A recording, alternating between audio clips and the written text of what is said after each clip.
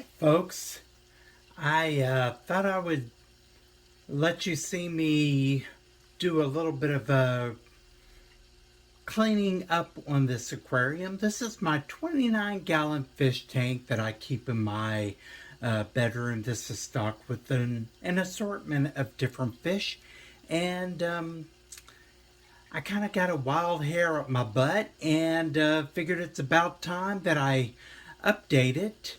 I have managed to thin out the African water fern that was in here. That was getting to be way too overgrown. And now it's time for me to actually make this tank look great or restore it back to its former glory again. Okay, so what I'm going to do is I have this tub here and I'm going to start removing some of the plants. I'm not doing an actual like tear down of this tank totally, but I am going to be clearing out a number of plants that are in here. That way I can, well, see some of the substrate and stuff that's in here and see the top. I figured it is probably best that I go ahead and remove the lid on this tank. So that's what I'm going to start off by doing. Okay. Here we go.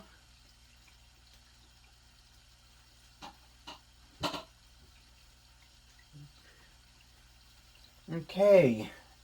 Next, here's another African water fern that came off of the really huge plant.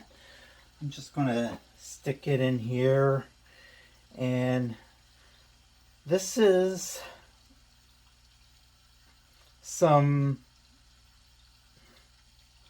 it's an aquatic plant. I can't think of the name of it. Oh, pearlweed. I'm going to put the pearlweed in here. I'm not going to totally get rid of it. I am going to probably use some of this tank, and I actually have a future tank that I'm going to use some of this in as well. But we're going to remove it for now.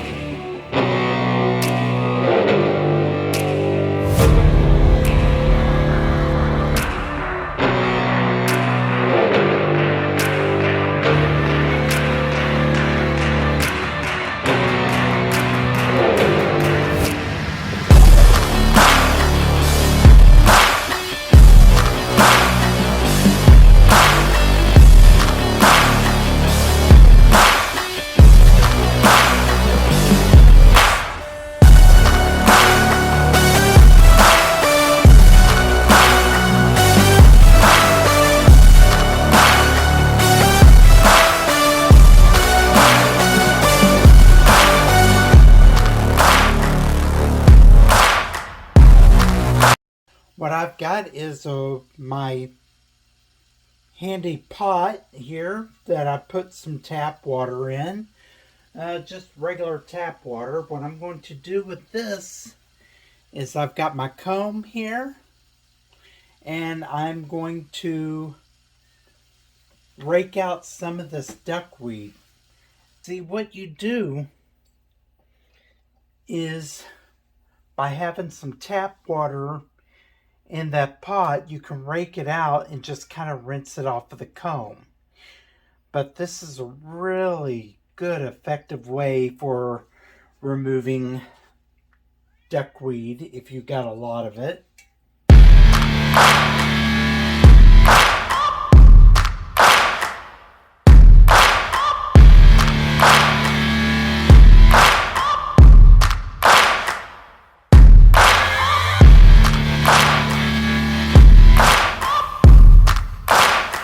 Okay, folks, so I've done about a 25-30% water change, or emptied out that much out of the tank.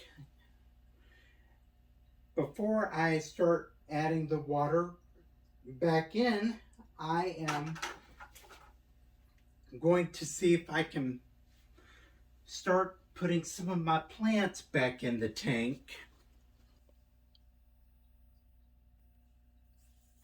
Okay, found what I needed here.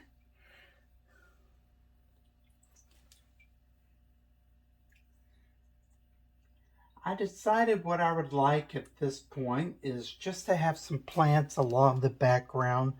Have a few plants up at the front, but not so many as I had before.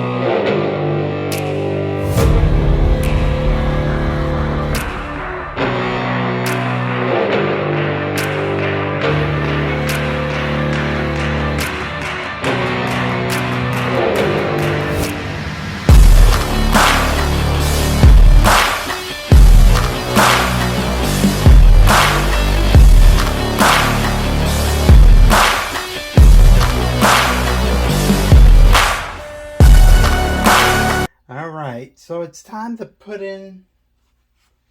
back in some water that I took out. And so I've got my pitcher here, got a 5-gallon water. Now you've seen me do another video where I used my Python water changing system. With that one, I use dechlorinated tap water. Well, on this tank, this is one of my aquariums that I maintain with RO water. So what I do is I used remineralized RO water in this tank to keep the water a little more towards the neutral side due to some of the inhabitants that are in here. Is it needed? Probably for some of the fish that are in here, probably not at all. But for some of them, yeah. The pandagoras, I like to make sure they are kept happy. They could probably go in an 8 quite well. Probably with nothing at all, but I have some sparkling gouramis in here and some other things, so I just kind of like to keep the water a little more towards the neutral end. Right, so basically I'm just going to start putting this water back in, and see what I like to do is kind of, I don't know if you can see what I'm doing. Maybe if I step over to the side, you could see it a little better. But I get some of the water in this pitcher, and I just kind of use my hand so it kind of diffuses the water and keeps it from going down and disrupting the substrate. If you just kind of do it a little slow, it probably is not needed. Matter of fact, there's probably even, instead of doing it like this, you could probably just do it like this really well, and that won't mess up the substrate at all either. So yeah, just basically submerge the whole bucket in the water and then dump it out. I'm not going to let you watch all of this. I'm sure you will turn off your device that you're watching this on and give up and put on Netflix. And I would rather you stay engaged on what I'm doing, so I'm just going to turn off the camera or just pause it until this tank is completely filled. Okay, folks, the tank is all filled up with water, and I've got debris and stuff just kind of flying all over the place. So this pond pump right here has not been running the way it should. Folks, one thing you might want to do if that happens, it could mean that it's clogged. If there's this section here that you can actually take off of the back here, and this was just caked with all sorts of algae and stuff on the inside of it. So I didn't realize that until I took it out and took that part out off of it and saw that. So you definitely want to make sure that you occasionally remove this and keep that back part cleared out. Otherwise, this is not going to run the way it's supposed to. So now I've got it back up and running. I've got my clear filter, the fluval. I'm having a hard time thinking of what kind of pump it is. It's the Aqua Clear. Back up. Now I do not have the filters back in it just yet. I went and rinsed the sponge filters off. And what I would like to do is start removing some of the fine particles that are floating around in the column, as well as the bigger ones as well, just to kind of make things ultra clear. Here's my filter basket.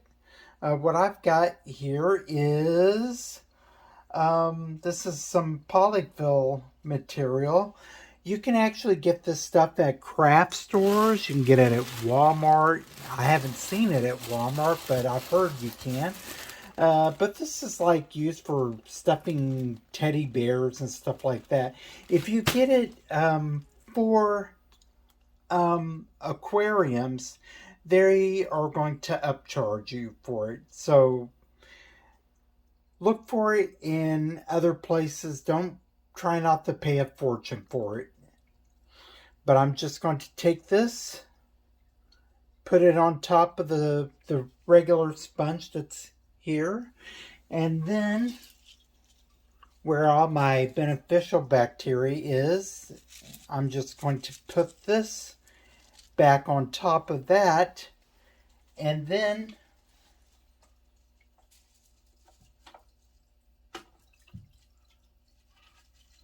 carefully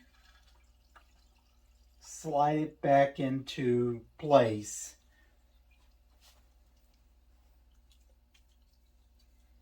And then I can put the lid on it. Okay, so with that, my tank is back up and running. I have kind of freshened it up. I know it doesn't look the best right now, but it will. And what I will do is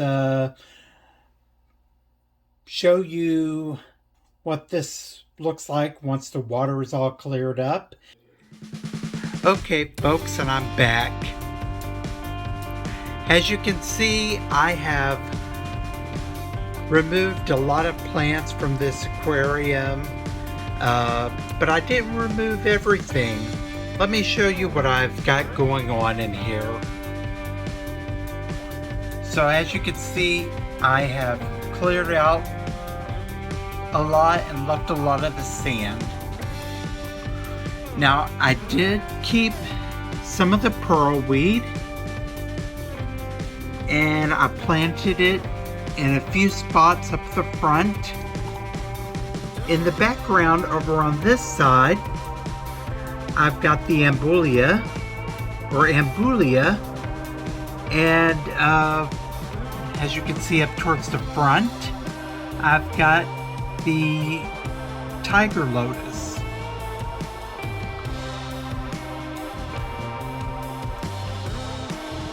I've definitely thinned out quite a bit of the African water fern.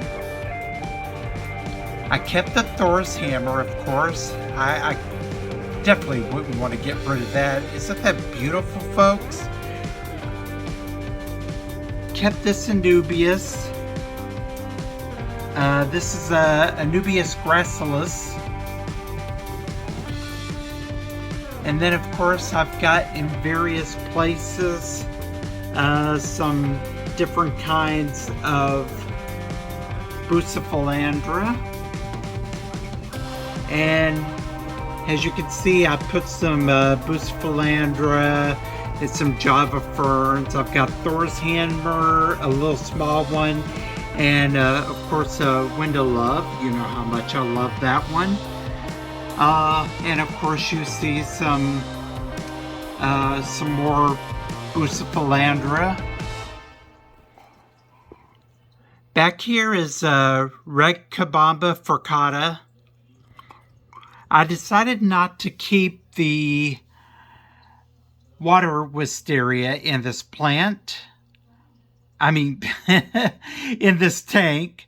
I decided to remove that and just keep the Kabamba in the background. I was going to put something, whether it be an Anubias or a Java fern on top of this rock, but I decided to leave it bare. A lot of times lately, the Pandagaras, these guys, aren't they so cute?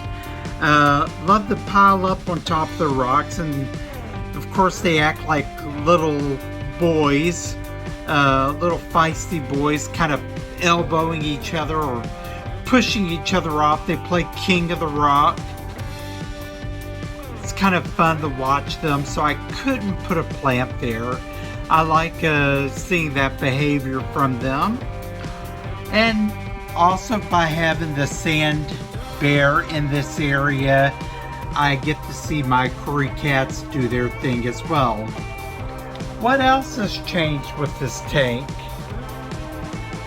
As you can see, I've got it well stocked. I've put some more fish in this tank. I decided that I did not have enough of the rummy nose tetras. So I decided, I had only 8 in here, and I've had them for about a year, but I decided I needed more. So I got 8 more of them. And along with those, I have also got some pencil fish. And of course, my mind's going blank on what kind of pencil fish. Normally I can tell you. But of course, now that I'm shooting a video, my mind's going to go blank on me. It never fails. Now over in this corner, of course, he's not showing now, he or she. I have spotted my platy. No, not the platy. I have spotted my bamboo shrimp. And my bamboo shrimp has been hanging out in this corner. And of course, naturally, now that I want to show him, he's not available. But folks, I've got picture-in-picture. So I will just show a little video clip of him. What do you think of that? There he is. He's doing some Harry Potter sorcery, some magic. He is a pretty magical looking critter, isn't he? Okay, folks. So as you can see, I've really cleaned this tank up a bit. The plants are going to start growing out in here. I think what I'm going to do is start using ferts. I've been using ferts in here, but I kind of stopped for a bit. I don't use ferts all the time. I just kind of wait and let my plants tell me what they need. By this being a low-tech tank, if I do decide to use ferts, I will dose it low. I will dose the minimal amount once every other week. I don't like introducing a lot of nitrates to the water and doing huge water changes all the time. So that's why I'm saying I'm only going to use a minimal once every other week. Okay, folks, I hope that you have enjoyed this video. Please give me a like, and also encourage you to subscribe and hit the bell notification for future upcoming videos. Take care as always. Take care of your critters, and I will see you next time.